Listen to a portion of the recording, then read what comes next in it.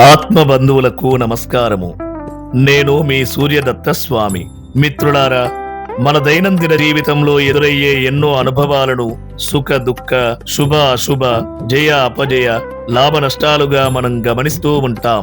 దీనికి కారణభూతంగా నవగ్రహాలను చెప్పడం జరుగుతున్నది. అవి సూర్య, చంద్ర, కుజ, బుధ, గురు, శుక్ర, శని, రాహు, కేతువులుగా వర్ణించబడ్డాయి.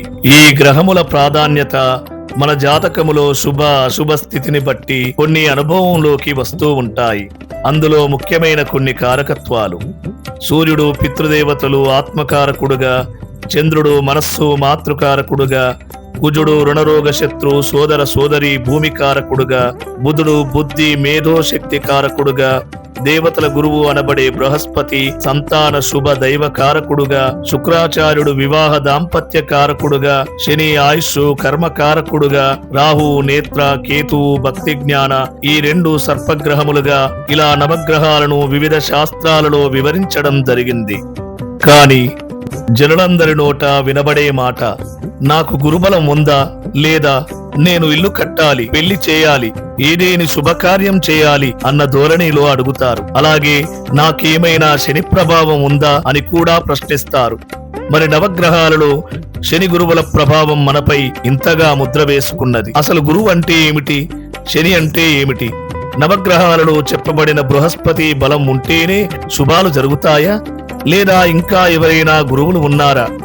ఇలాంటి విషయాలన్నీ మనం పూర్తిగా తెలుసుకుందాం. మిత్రులారా, శ్రీ విశ్వావసు నామ సంవత్సరములో వివిధ రాశుల వారికి గురుబలం లేదు అని, శని ప్రభావం జన్మశని, అష్టమ శని, అర్ధాష్టమ శనిగా ఉందని చింతింపవలదు. గురుబలాన్ని వృద్ధి చేసుకోవడం ఎలా, శని దోషాన్ని తొలగించుకోవడం ఎలాగో ఇప్పుడు మనం తెలుసుకుందాం.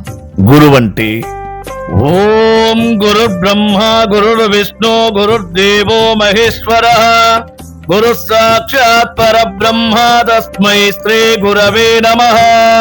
గురువే బ్రహ్మ, గురువే విష్ణు, గురుదేవుడే మహేశ్వరుడు అని, ఈ గురువే సాక్షాత్ పరబ్రహ్మ అని వేదాలు శాస్త్రాలు బోధిస్తున్నాయి. మిత్రులారా, మాతా పితృభ్యో నమః, ఆచార్య దేవతాభ్యో నమః, బ్రాహ్మణేభ్యో నమః, సర్వేభ్యో మహాజనేభ్యో నమః అంటూ ఉన్నది వేదం.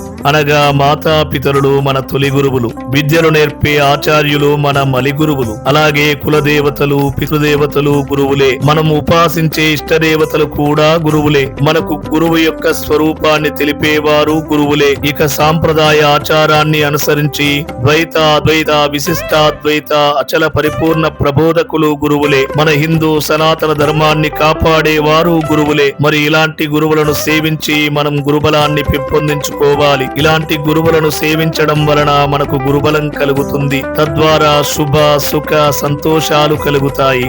మిత్రులారా, మరి ఇప్పుడు తెలిపిన ఈ గురుతత్వాన్ని నిరంతరం మీ మనస వాచ కర్మణ త్రికరణ శుద్ధిగా మీరు ఆచరించినట్లయితే మీకు గురుబలం ఎల్లవేళలా తోడుగా నీడగా శ్రీరామ రక్షగా ఉంటుంది. ఇక శనిగ్రహం గూర్చి తెలుసుకుందాం.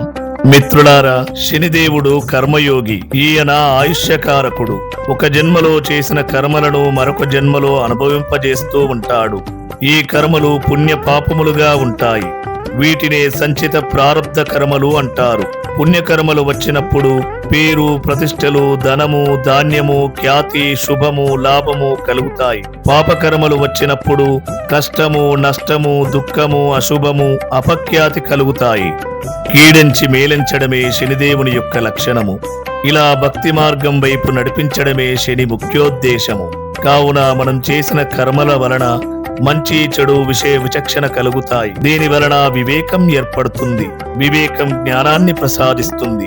ఈ జ్ఞానం భగవంతుడనే సత్య శోధన చేస్తుంది. ఇలా భగవంతుడనే పరిపూర్ణ అనుగ్రహాన్ని పొందడానికి శని వలన మనం అర్హులం అవుతాం. కావున మిత్రులారా, గురు శనిదేవులను స్మరణ చేస్తూ మళ్ళీ మరొక అంశంతో కలుద్దాం. అంతవరకు సెలవు. సర్వే జనా సుఖినో భవంతు. స్వస్తి.